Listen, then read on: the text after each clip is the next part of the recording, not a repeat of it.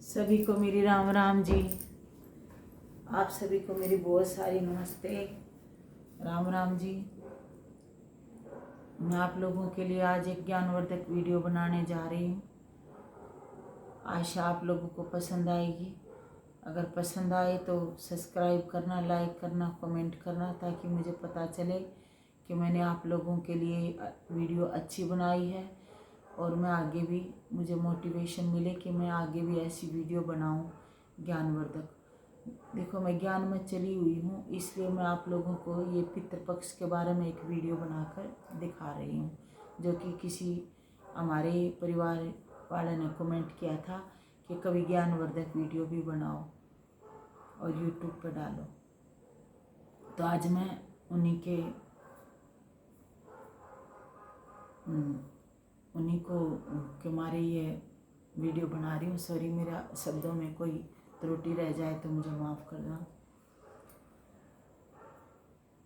तो मैं आज आप लोगों को ये पितृपक्ष के बारे में बताना चाहूँगी। ये जो 15 दिनों का पितृपक्ष है, हर साल में आता है। ये भादों की जो पूर्णिमा होती है अंत में, और अमावस्या तक रहता है, आसू की अमावस्या तक। तो ये 15 दिनों का जो पितृपक्ष है, आपकी बार तो 14 दिन का है, क्योंकि चतुर्थी और पंचमी तिथि एक ही हो गई है, इसलिए 14 दिन का ही ये पितृपक्ष है। वैसे 15 दिन के लिए किया जाता है। ये महाभारत के समय से ही चला आ रहा है कि हम अपने पूर्वजों के प्रति तर्पण करते हैं, उनकी याद में उनके लिए भोजन की थाली निकालते हैं और उनकी याद में ही तर्पण करते हैं, और अपने पूर्वजों का आह्वान करके फिर उनके लिए अनुष्ठान करते हैं और फिर उनको अपने धाम भेज देते हैं। तो देखो, सबसे पहले तो हम कहाँ से आए हैं, कहाँ जाना है, हमें कुछ नहीं पता। लेकिन जब हमें ब्रह्म ज्ञान मिलता है तो ब्रह्म ज्ञान के द्वारा ही हमें पता चलता है कि सतयुग में ही हम सब 9 लाख की संख्या में जन्म लिए। फिर त्रेता युग में हम थोड़ी संख्या और बढ़ गई और हमारे गुण थोड़े से कम हो गए। सतयुग में जो हम 16 कला संपूर्ण आत्माएं थी, त्रेता युग में हम 14 कला पूर्ण रह गई। और द्वापर युग आया तो 21 जन्मों के बाद, यानी कि 8 जन्म सतयुग के और 12 जन्म त्रेता युग के और 1 जन्म ये कलयुग का, तो इनको मिला के 21 हो गए। 21 जन्मों के बाद जब हम द्वापर युग में जन्म लेते हैं तो हम ही जन्म लेते और छोड़ते रहते हैं शरीर। तो द्वापर युग में हमारे में बहुत कम गुण रह जाते हैं, 9 गुण, मतलब गुण नाम मात्र में ही रह जाते हैं। और जब हमारी सतयुग में सोने जैसी अवस्था थी और त्रेता युग में चांदी जैसी अवस्था थी और द्वापर युग में हमारी तांबे जैसी अवस्था हो जाती है। कहाँ सोना, कहाँ चांदी और कहाँ तांबा। और कलयुग में, जिसको कलह युग भी कहते हैं, काला युग भी कहते हैं, अज्ञान का युग भी कहते हैं, जिसमें ज्ञान नाम मात्र शेष रह जाता है। जहाँ द्वापर में ऋषि मुनियों की धरती में हम भगवान को याद करने के लिए हमने इतने बड़े बड़े पौराणिक मंदिर बनाए, मंदिरों की स्थापना करी, और आज इस कलयुग के समय में कोई ज्ञान रहा ही नहीं किसी में कि भी मंदिर में क्या पूजा होती है। सब पाखंड बच गया है और लोग अपने अंदर नहीं जागते, लेकिन दूसरों को पाखंडी कहने के लिए चल देते हैं, चाहे इसमें मैं हूँ चाहे कोई और है। तो हमें पहले समझना है कि भक्ति क्या है, ज्ञान क्या है। तो जब हमारी आत्मा सतयुग त्रेता में जन्म लेते लेते देवताई जन्मों में थी, तब हम ज्ञान स्वरूप आत्माएं थी, ज्ञान से परिपूर्ण थी, तो हमें भक्ति करने की आवश्यकता नहीं थी। देवताओं को भक्ति करने की आवश्यकता नहीं। देवता का मतलब देना, देवता खुद ही देने वाले थे, तो हम मांगते नहीं थे। भक्ति में मांगते हैं लोग। तो भक्ति शुरू हुई द्वापर से, जब पौराणिक मंदिर बने। सबसे पहले अमरनाथ, पशुपतिनाथ और जितने भी शिव जी के मंदिर हैं, सोमनाथ, ये सारे मंदिर जो बने हैं शिव जी के, सबसे पहले द्वापर में यही बने। उसके बाद धीरे धीरे भक्ति व्यभिचार को बढ़ती चली गई। जो अव्यभिचारी भक्ति थी, यानी कि एक शिव की ही भक्ति, उसके बाद सभी देवी देवताओं की भक्ति, हम खुद की भक्ति करने लगे, जो हम देवी देवता थे सतयुग त्रेता युग में। तो ये तो चलो ज्ञान की बातें हैं, कभी डीपली बताऊंगी आप लोगों को। ये तो आज मैं पितृपक्ष के बारे में बताने बैठी हूँ, तो बता रही हूँ कि हम ही अपने पूर्वजों का मान करते हैं। उनकी याद में जब उनका पितरों का तर्पण करते हैं तो उन तक ज़रूर पहुँचता है। कोई कह देते हैं कि पितर होते ही नहीं है, नहीं, ऐसा नहीं है। हम आत्मा ही, हमारे जो संबंध संपर्क में जन्म लेने वाली आत्माएं हैं, वही हमारे पूर्वज होते हैं। और जब हम उनकी याद में इन दिनों में उनके प्रति कोई भी अनुष्ठान करते हैं तो उन तक ज़रूर पहुंचता है, हमारी याद भी पहुंचती है और वहाँ से हमें वरदान आशीष ज़रूर मिलते हैं। हमारे बिगड़े काम बन जाते हैं और घरों की दशा भी हमारे ऊपर से कम हो जाती है। हमारे पूर्वजों का आशीर्वाद हमारे लिए बहुत ज़रूरी होता है। उसके लिए हम छोटा सा भी अनुष्ठान करें तो हम तक पहुँचता है। लेकिन उससे पहले तो जो हमारे साथ हमारे माता पिता, हमारे बुजुर्ग रहते हैं, पहले हमें उनका हमारे साथ रहते रहते ही ख्याल रखना चाहिए। बाद में तो हम उनके लिए कुछ भी कर लें, कुछ भी उनको पहुँचा ले, तो हमें एहसास नहीं होता कि उन तक पहुँचा कि नहीं पहुँचा। और अगर हमने उनके जीते जी उनकी मन से कभी सेवा की है, उनका ध्यान रखा है, तो हमें कभी भी भारीपन नहीं रहेगा, दिल पर बोझ नहीं रहेगा कि हमने उनके लिए कुछ नहीं किया है। उनका आशीर्वाद सदा ही हमारे साथ बना रहेगा।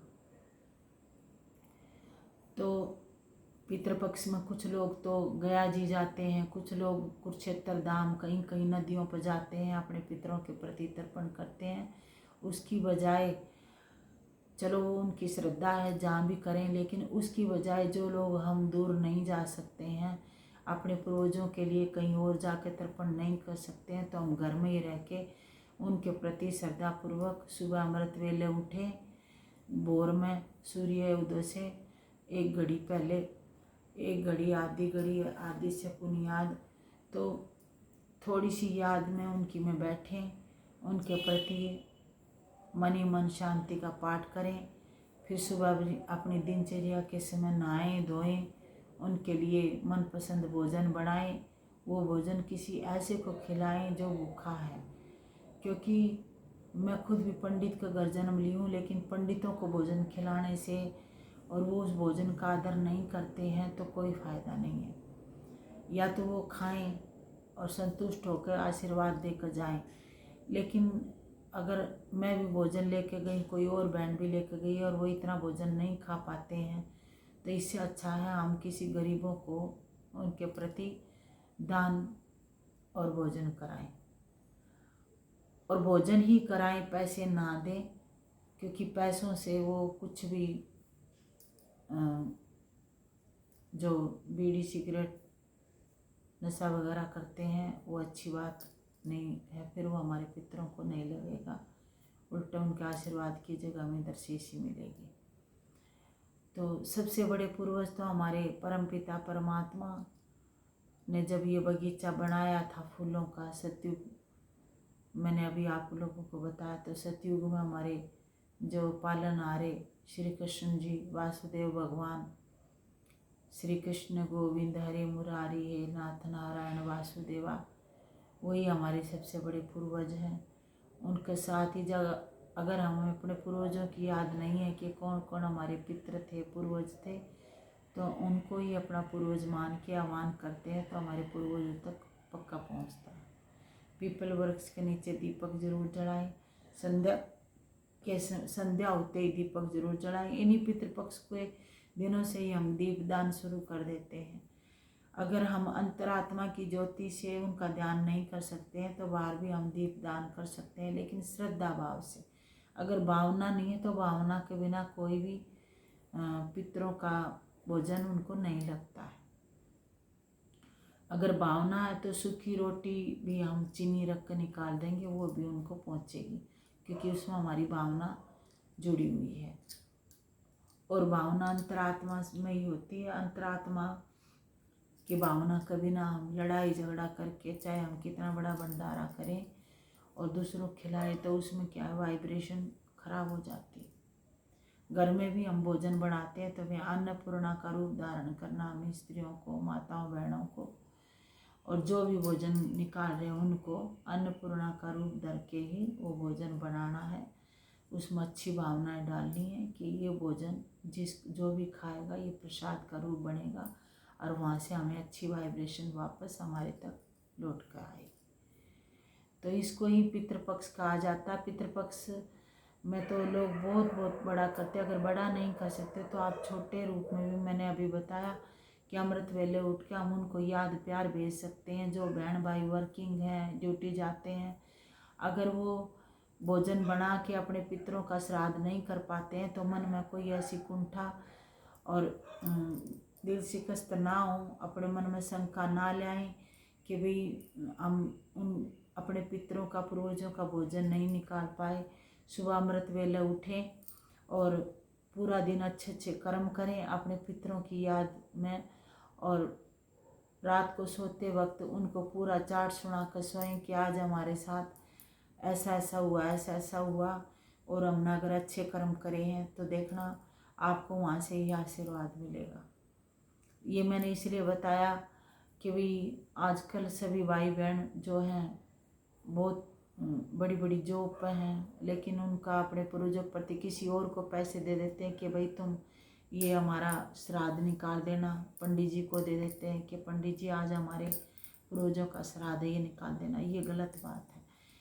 इससे अच्छा तो हम अपने पूर्वजों की याद में बैठें, उनको यहाँ से शांति मतलब भेजें सकाश के द्वारा, यानी कि यहाँ से उनको याद प्यार भेजें तो वहाँ से हमें आशीर्वाद पक्का मिलेगा।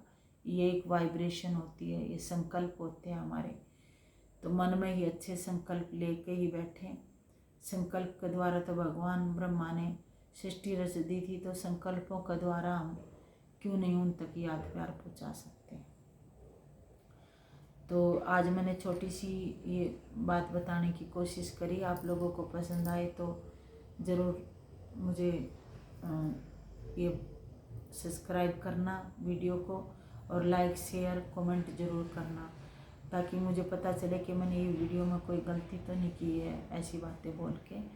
और मैं फिर दोबारा वीडियो बनाऊंगी इन पितृपक्ष में ही, पूरे पितृपक्ष के बारे में, पूरे महाभारत की बारे में बताऊंगी कि पितृपक्ष कैसे, और कैसे अगर मान लो आपने किसी पितृ के प्रति श्रद्धा से किसी दिन श्राद्ध निकालने का सोचा तो कैसे कैसे वो पूर्ण होता है, और कैसे कैसे हम अपनी भावना के द्वारा उसमें पूरे तन मन धन से जुड़ सकते हैं। तो ज़्यादा लंबा ये वीडियो नहीं बना पाऊँगी, तो इतना ही आज मैं बता पाई हूँ। इसलिए अगर कोई गलती हो जाए तो मुझे माफ़ कर देना, और सभी अपने अपने पूर्वजों के प्रति श्रद्धा से हमेशा याद प्यार के द्वारा श्रद्धा तर्पण जरूर करना, भाव तर्पण जरूर करना। उसी को असली तर्पण कहते हैं। नमस्ते, राम राम।